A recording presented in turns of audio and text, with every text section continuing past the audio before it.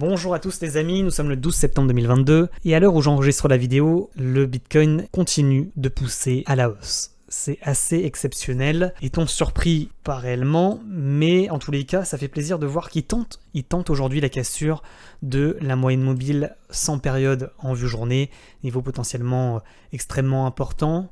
Pas de retournement aussi sur ce niveau. J'ai vu certaines personnes qui disaient, qui simplifiaient mon propos en disant si on casse la MM100, c'est retour du bullrun, c'est pas ce que j'ai dit. Moi je pense que la reprise du bullrun, on la verra une fois qu'on sera à 40 000 $. Vous serez face au fait accompli et tout le monde dira ah bah oui, il y a eu reprise du bullrun, là c'est bon, c'est validé, mais vous aurez loupé un mouvement comme d'habitude de 100%. Donc on ne le saura que après coup, la reprise du bullrun ou pas. On est bien d'accord que c'est un petit peu tôt pour parler de bullrun. Néanmoins, c'est quand même plutôt intéressant de voir que le Bitcoin a fait depuis les 18 500 $, plus 21%, oui, en moins de 5 jours. Si vous n'avez pas acheté, vous êtes en difficulté, vous vous dites « oulala, je suis en train de louper le train, il est en train de partir sans moi, qu'est-ce qu'il faut faire? Est-ce qu'on peut encore rentrer maintenant ?» Et ceux qui sont dedans se disent « oulala, c'est en train de partir to the moon, est-ce qu'on sortirait pas au fur et à mesure les profits ?» C'est ce que je suis en train de faire actuellement sur NIR Protocol, par exemple. Je sors par palier, donc j'ai sorti 100 NIR à 5 $ environ, encore 100 NIR ce matin à 5.18, 5.20. Et au fur et à mesure, comme ça, je fais effectivement, je m'allège mes positions, même si je pense que sur NIR Protocol, par exemple, on peut aller chercher les 5.6 sans grande difficulté, ça sera la résistance que l'on a en vue semaine. Je préfère au fur et à mesure assurer le profit et pas me retrouver effectivement avec, parce que vous le savez, j'ai pris 6 000 € de NIR, donc ça commence à faire, si ça fait demi-tour. Donc là, on a déjà pris, pour ceux qui m'ont suivi sur NIR, plus 16%. Voilà, je commence à alléger un petit peu mes positions, quoi. Sur Bitcoin, j'allège pas mes positions pour le moment. A contrario, je déplace mes stop-loss. Je continue de déplacer mes stops au fur et à mesure de la montée pour effectivement assurer également un minimum de profit. Là maintenant, c'est la gestion de position. On n'est plus dans le trading intraday, on est sur de l'optimisation des points de sortie, la détection effectivement potentiellement des signaux de retournement de tendance baissier, et c'est beaucoup plus simple en réalité. Quand vous avez déjà acheté en fait à 18 800 $, 19 000 $, c'est beaucoup plus simple aujourd'hui de gérer un cours qui est bullish comme actuellement, que d'acheter maintenant. Je suis pour ma part dans la position de celui qui essaie plutôt de trouver, de détecter des points de sortie, plutôt que dans celui qui est en train d'essayer de rattraper le train, la fusée en cours de route. Vous voyez, pour le moment, j'ai pas revendu, et aujourd'hui, vous le voyez, j'ai plutôt déplacé mes stops, avec des stop-loss aux environs entre les 21 000 $ et les 21 100 $, soit à peu près dans la zone qui est ici. Donc parce qu'effectivement, comme je vous le disais dans la vidéo YouTube d'hier, la vidéo où on parlait du bullrun, la reprise du bullrun de 2021, si on veut vraiment repartir en bullrun et vraiment repartir de manière bullish, il ne faut pas faire demi-tour. Si on commence à corriger et à laisser les gens rentrer finalement monter en escalier, on a été habitué à des descentes en escalier et à des montées en escalier. Si vraiment on veut reprendre un cours extrêmement bull, il ne faut pas qu'il corrige. Il ne faut pas laisser rentrer les retardataires. Par conséquent, s'il corrige, s'il retrace, le scénario ultra bullish sera invalidé. Ça sert à rien de mettre un stop loss à 19 000. Normalement, si on suit la stratégie, s'il retrace, c'est pas bon, donc autant mettre le stop loss directement à 21 000 $ dans les environs, quoi. C'est pas un conseil en investissement. Moi, je vous montre ce que je fais de mon côté. Après, chacun gère ses trades comme il l'entend. Bien entendu, on va faire un point sur le Bitcoin. Mais dans le dernier stream sur Twitch, je vous ai montré quelque chose qui, pour certains, vous a interpellé. Vous vous êtes dit, oulala, on n'avait pas vu ça sous cet angle. Je vais vous montrer ce que j'ai montré hier effectivement aux spectateurs Twitch. Parce qu'effectivement c'est assez incroyable de voir à quel point le Bitcoin reproduit le schéma qu'on avait eu en 2021. Maintenant on va pas crier to the moon trop rapidement, mais voyez, je vais vous montrer ça. On a un cours qui en 1 heure est explosif, il a cassé, il a été boule, il a latéralisé dans un canal ascendant, il a repump ensuite ici, il a relatéralisé dans un canal légèrement ascendant, il a cassé le canal ascendant par le haut, il a pump. Et au final, je vous ai montré la chose suivante, que je vous ai pas montré sur YouTube, mais que je vous ai montré sur Twitch, c'est de prendre une copie de ça et de reporter ce que je viens de vous prendre ici sur le cours actuel. Et vous allez voir à quel point c'est troublant. Donc c'est parti, on y va. Hop. Hop. Hop. Hop. Hop. Alors maintenant, ça peut faire tout l'inverse, hein, mais c'est assez troublant de voir à quel point les choses se suivent de manière aussi précise, quoi. C'est assez incroyable. Vous allez le voir dans un instant. N'oubliez pas d'ailleurs hein, de vous abonner, bien entendu, d'activer la cloche et de mettre des petits likes, ça fait toujours plaisir. Merci à tous ceux qui soutiennent la chaîne. C'est ici, tac. Vous voyez à quel point les choses quand même se suivent. Hein. On est sur un cours qui ressemble en tout point à ce qu'on avait eu finalement en 2021, en juillet 2021, suite à la reprise du bull run. Et tac. Là, ça commence à légèrement diverger, mais quelque part, ça se suit quand même. Hein, qu'est-ce que vous en dites? Excusez-moi. Tac. Hop. Je trouve que c'est plutôt propre, hein, toujours. Donc, pump, donc consolidation, on l'a vu avec les bandes de Bollinger. Consolidation, pump, latéralisation dans le canal ascendant. Ok. Repump. Alors effectivement, là il fait un petit peu demi-tour, il faudrait qu'il casse son canal en fait, ascendant par le haut. Hein, en gros, hein, si on devait résumer, pour reproduire vraiment ce qu'on a fait, il faut que ce soit plus bullish. Il faut qu'il tape qu'il break out les 22 300, 22 400 $, là, qu'il fasse encore un petit pump, qui commence à effectivement latéraliser sur la trendline descendante. Hein, la trendline descendante long terme, hein, je vous rappelle, on y est. Hein. On est en train de tenter en fait le retournement. On n'est qu'au début, hein, on n'a pas encore validé, mais vous voyez, il faut qu'on arrive en fait à aller chercher à peu près la zone des 23 000 $, qu'on arrive finalement à passer de manière confirmée au-dessus de la moyenne mobile exponentielle sans période, qu'on arrive à break out cette résistance que l'on voit en vue journée, donc à 22 600 $ finalement, et qu'on reproduit en fait ce schéma de cours qui pump, de cours qui, une fois qu'il a pump, relatéralise dans des canaux légèrement ascendant, comme ça, pour continuer finalement le mouvement. Donc on verra si ça va se suivre par rapport à ce qu'on avait fait effectivement en 2021. C'est assez troublant de voir à quel point les choses, quand on les calque, se reproduisent de la même manière. Maintenant, j'ai envie de dire la chose suivante, si on devait simplifier. On dirait tout simplement, si finalement on casse le canal par le bas, on fait plus la même chose que la fois dernière. Donc invalidation du scénario finalement de reprise du bull run. Hein. Ça sera notre signal. Il n'y aura pas besoin d'attendre qu'on retombe à 20 000 $. Hein. Il suffit d'attendre la cassure du canal ascendant par le bas et on aura déjà notre signal bear. On aura déjà notre signal, un contre-signal d'achat en fait. Tout simplement. Donc là, je pense qu'il faut qu'il continue de faire des rallyes. D'ailleurs, c'est ce que l'on voit en vue journée. Hein. On voit qu'on arrive, on en parlait dans la vidéo YouTube d'hier, on arrive sur la bande haute de Bollinger, on essaie de transpercer la moyenne mobile sans période. Là, il faut faire un rallye. Il n'y a pas le choix, il n'y a pas d'alternative. Si on veut continuer à être bull, il faut faire des rallyes. Il faut faire des consolidations, comme on l'a fait là. Rallye. Il n'y a pas de on corrige, on retombe à 21 000, on laisse tout le monde recharger et on continue. Ça fonctionne pas comme ça. Normalement, quand on a vraiment une reprise bull, ça pump. Hein. Il n'y a pas d'hésitation particulière. Alors effectivement, dans la journée, ça hésite, ça fait des retracements, ça fait des petites corrections. En 4 heures, on a l'impression toujours que ça va finalement retomber. Le doute, les gens continuent de douter. Et c'est fait exprès, hein. C'est fait exprès pour pas laisser effectivement rentrer les retardataires. Mais pour cela, il faut que ça pump. D'ailleurs, on le voit en 4 heures, on a un cours toujours plutôt explosif. Hein. On voit qu'on est sur la bande haute en 4 heures et que là, il faut qu'on arrive à break out finalement les 22 300 $ pour refaire un pump et aller rechercher les 22 600. Donc moi, je suis toujours effectivement, vous voyez, hein, que ce soit sur Binance ou sur Bybit, je suis toujours en position, toujours plutôt bull, toujours plutôt en train de recharger. Il n'y a que sur NIR, effectivement, où je commence à alléger un petit peu, mais un petit peu, quoi. Hein, vraiment, je garde 80% de mon wallet, quand même, en NIR.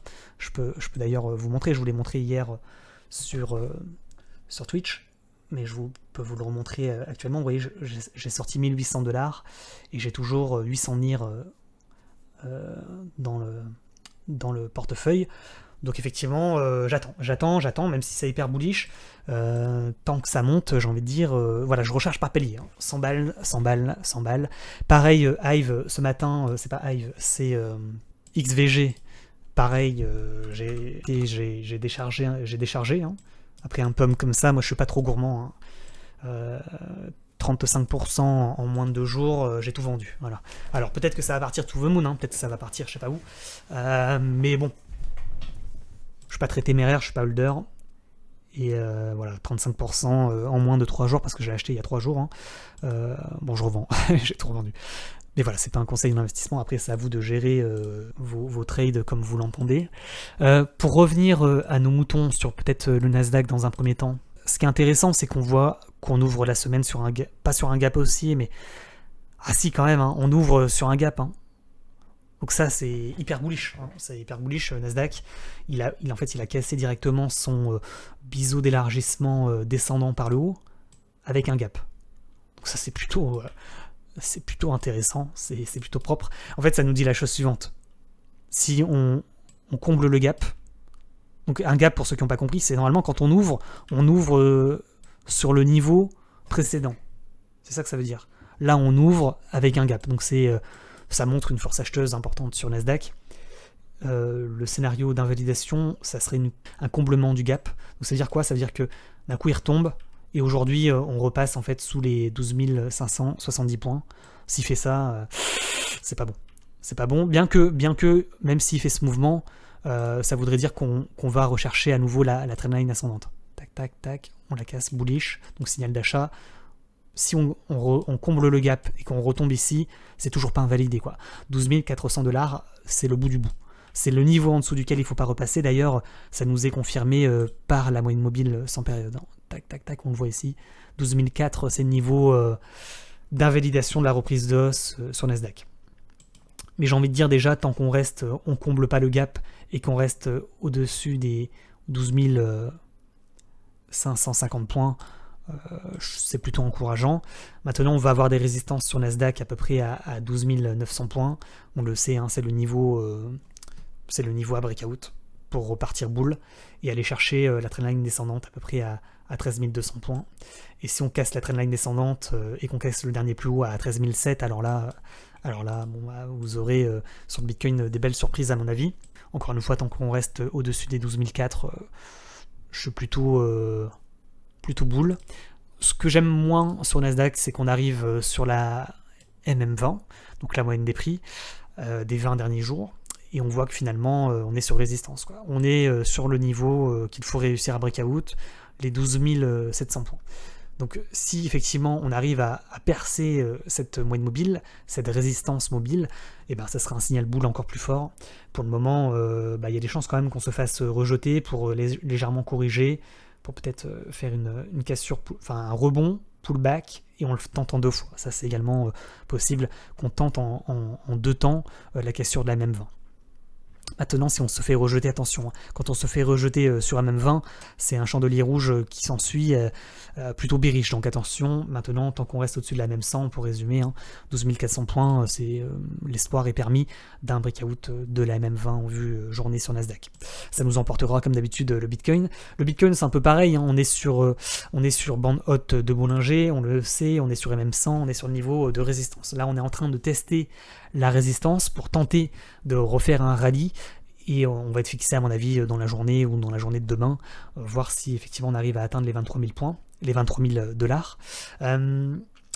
Si on arrive à atteindre les 23 000$, c'est extrêmement positif. Ça voudra dire qu'on a cassé finalement la résistance des 22 000 de manière confirmée, et tant qu'on ne repassera pas en dessous des 22 000$ sur Bitcoin, eh ben, en fait on sera en sécurité, j'ai envie de dire. Tant qu'on reste au-dessus de ce point, c'est plutôt safe. Si on repasse par contre en dessous, à mon avis, de la clôture journalière, les 21 008, là par contre il faut s'inquiéter à mon avis. Donc ouais, je vais déplacer moi mes stop loss au fur et à mesure. C'est pas impossible qu'on retombe peut-être sur sur les 21 006, 21 008 environ, sur la bande, la MM20 en vue 4 heures à peu près ici. Vous voyez, une petite correction pour mieux rebondir sur la MM20 et prendre de l'amplitude et casser les 22 400 $ en 2 temps. Comme sur Nasdaq, en fait, on casserait la MM20 en 2 temps, et sur Bitcoin, on casserait en 2 temps. Je préférais qu'il break out directement la bande haute de Bollinger et les 22 003, voire 22 004 directement, mais c'est pas impossible qu'effectivement on aille chercher un petit peu les stop loss de ceux qui sont un petit peu trop agressifs sur les stops pour les faire sortir pour le retenter dans un second temps. Ça, c'est également une possibilité.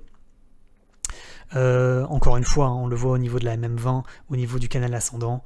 J'ai envie de dire, tant qu'on breakout pas par le bas ce niveau, c'est plutôt safe. Hein. Donc, résumé sur le Bitcoin, tant qu'on repasse pas sous les 21 500 $, il n'y a pas d'invalidation finalement de la reprise de hausse. Si on passe en dessous, par contre, il faut, à mon avis, sérieusement s'inquiéter. Et peut-être déplacer les stops de manière plus agressive. Et j'agirai finalement en conséquence. Maintenant, concernant, je pense qu'on est complet sur le Bitcoin. Vous voyez, au niveau du Bitcoin, il faut réussir finalement, en conclusion, à casser le canal ascendant par le haut pour faire un rallye. Pour faire un rallye haussier comme on avait pu le faire en 2021. Il y a l'inverse, si on doit casser ce petit canal ascendant par le bas, repasser sous la MM20 en 4 heures, et finalement repasser sous la trendline descendante, que l'on voit ici, qu'on a réussi à breakout aujourd'hui. Si on repasse finalement sous les 21 500, c'est à ce moment-là qu'on aura un contre-signal d'achat. Donc résumé, tant qu'on est au-dessus des 21 500, c'est plutôt encourageant. Maintenant, concernant vos altcoins, c'est parti, on va faire un point, on va essayer de détecter potentiellement des pépites. Donc NIR, bien entendu, était en pépite. Bon, ceux qui n'ont pas acheté du NIR, maintenant acheter à la verticale comme ça à 5.20, alors qu'il était il y a 5 jours à 4.5, c'est assez dangereux. Hein. Comme d'habitude, acheter à la verticale, c'est jamais trop recommandé. Ethereum, on voit que pour le moment, ce niveau donc, que je vous avais donné à 1730 $ résiste. Finalement, tant qu'on reste, c'est un peu comme sur le Bitcoin avec les 21 500, sur Ethereum, c'est les 1720, niveau en dessous duquel il ne faut pas repasser. Pour le moment, ça ressemble à une cassure de bande haute de Bollinger, pullback pour essayer de re-rally, aller chercher un nouveau plus haut. Tant qu'on ne repasse pas sous les 1720, je suis plutôt également, je ne revends pas mon Ethereum. Sur BNX, ça c'était la pépite qu'on vous a donnée sur YouTube dans la vidéo short d'il y a une petite semaine. On voit qu'il a performé, qu'il est en train de partir. KSM c'était pareil, on vous l'avait donné en pépite. Il a fait une cassure pullback du niveau donné à 51.5. Pour le moment, c'est pas invalidé. C'est pareil, moi je reste sur KSM. Je ne revends pas pour le moment. En plus, on arrive sur MM100, on le voit ici, niveau de breakout à 55 $. La taille tente effectivement le breakout du haut de range à 0,032, c'est plutôt intéressant. Le C98, c'est pareil, on l'avait mis en pépite, pour rappel. J'ai pas vendu mon C98. Hein. Ah, je crois que je l'ai vendu. Attends, je l'ai vendu malheureusement, mais il est en train de confirmer la cassure du haut de range. Vous voyez, on peut pas gagner à tous les coups, hein. Des fois on le sent pas et finalement il confirme derrière. C'est pas grave, j'avais pas grand chose.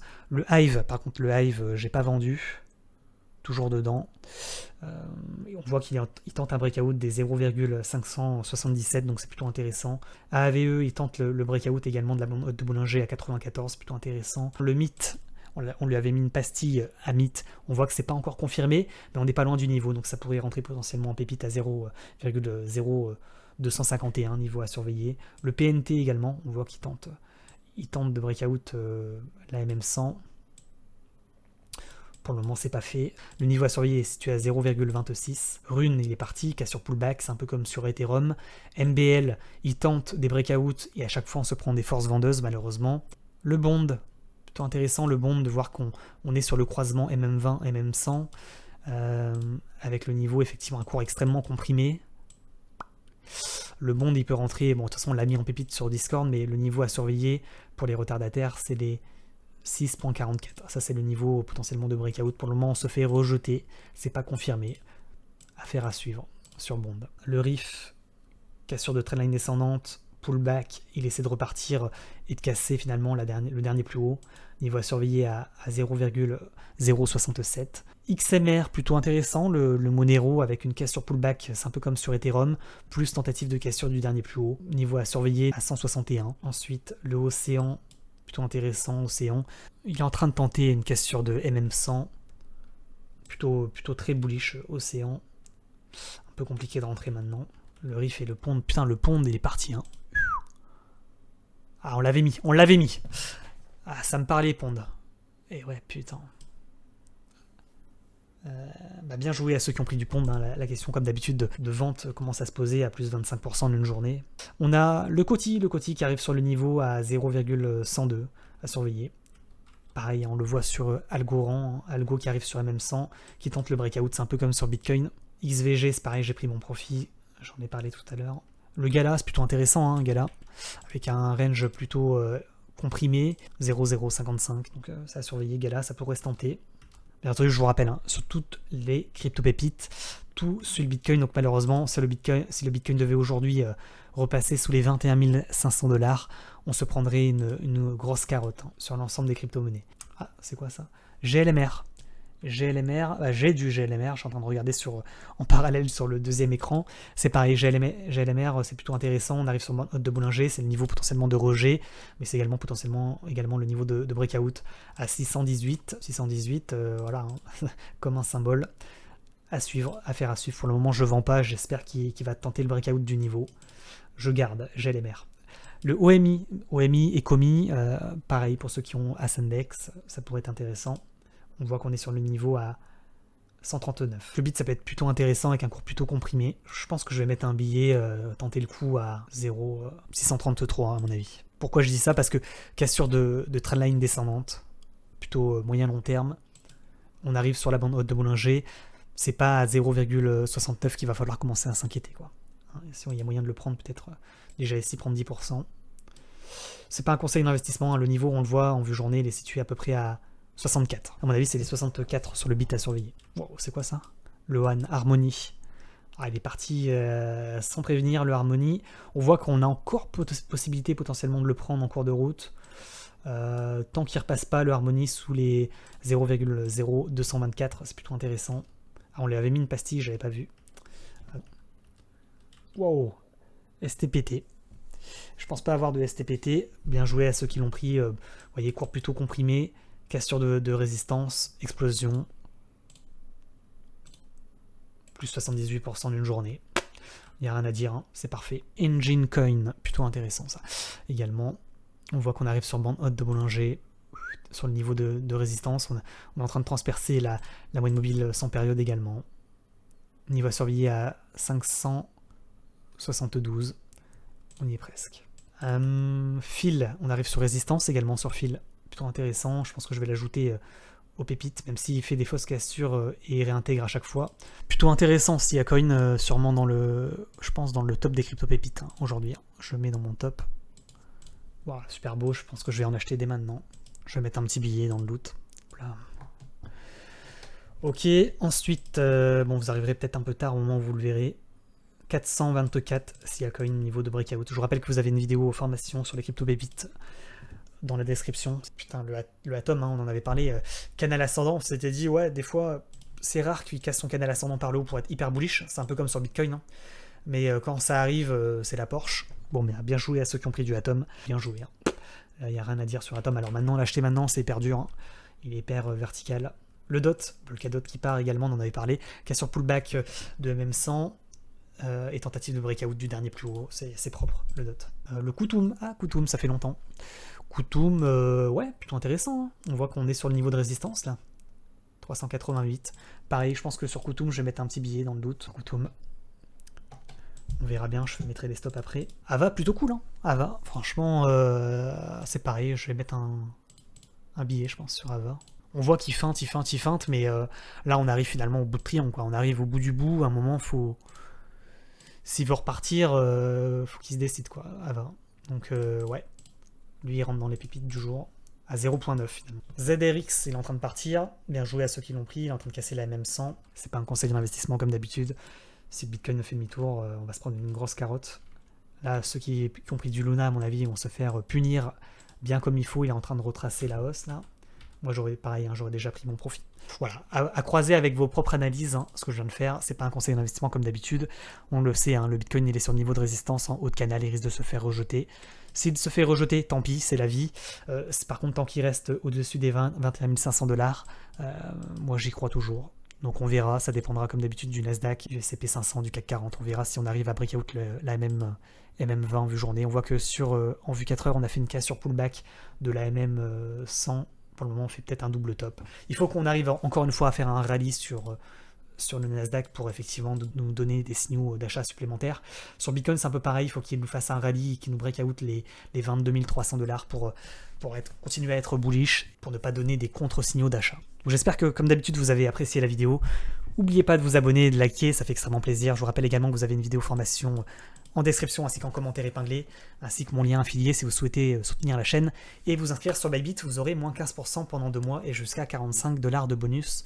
N'hésitez pas à vous inscrire, vous avez également le lien en description. On s'arrête là, bonne journée à tous et à bientôt. Ciao ciao.